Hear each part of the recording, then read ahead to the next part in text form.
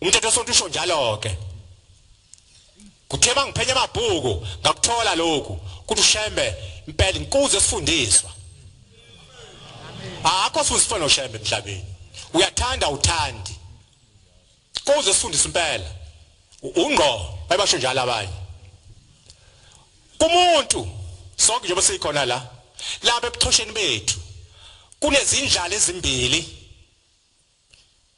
aweka amagama esiZulu anembayo ngizosho ngesingisi eyokuqala kuthiwa i-pituitary gland isebuthosheni eyesibili i-pineal gland kulena ke esibili ke i-pineal gland ikhiqiza ujengezi okuthiwa imelanin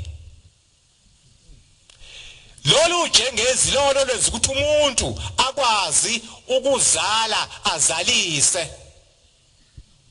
olukhishwa ile gland lapha ebuthosheni iphinde futhi le gland imayikhipha imelanin ikwazi ukwenza lezi zinto futhi imelanin yenza ukuthi umuntu akwazi ukuthi uxhumane noNkulunkulu ngomthandazo kuphuma kule hormone kuthiwa ujengezi le hormone noma lolu jengezi ilona futhi olwenza ukuthi sibe emnyama sibe simnyama nje umuntu omhlophe ngeke amzame umuntu omnyama uthanda ungathandi kodwa omnyama uyamzala omhlophe yini indaba na ukuthi abantu abamnyama banalo lolu jengezi lapha banawo le gland lapha ebuthosheni babo ngoba badalwa kuqala Genesis 1 verse 26 uqhubeka kusho njalo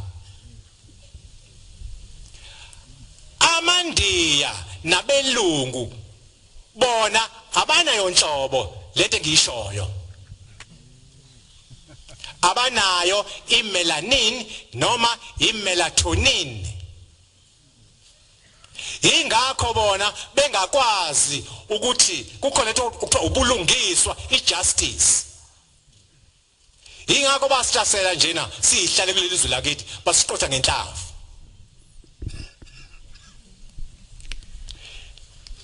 kwabanyeke abelungu namandiya kuthiwa le gland yabo isiyomile ipercentage isuka ku15 ya ku25 emandiyeni kubelungu isuka ku65 ya ku80 kodwa abantu abamnyama iningi labo banayo le gland lena ujengezi lukhona ingakho mawusuka wena unenkinga busushisa impepho ushone emsamo usuyakhuluma bese yilonga izinto ngani ngasethi uNkulunkulu esidala wasinika lokhu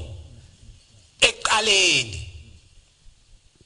yonke lento uNkulunkulu wayinika abantu abamnyama abafuze uyise wabo uNkulunkulu asenze abantu ngomfanekiso wethu basifuze wabenza uThixo abantu ngomfanekiso wakhe bamfuza njengoba sinjena nje akulona iphutha noma inwele zimfusha nje akulona iphutha usenze sanje kuba kubike uma egcineni busuyiguqula inwele zakho ngoba usuthuka lo owakudalayo uthi ngabe ngcono ukuthi mina wangenza kanje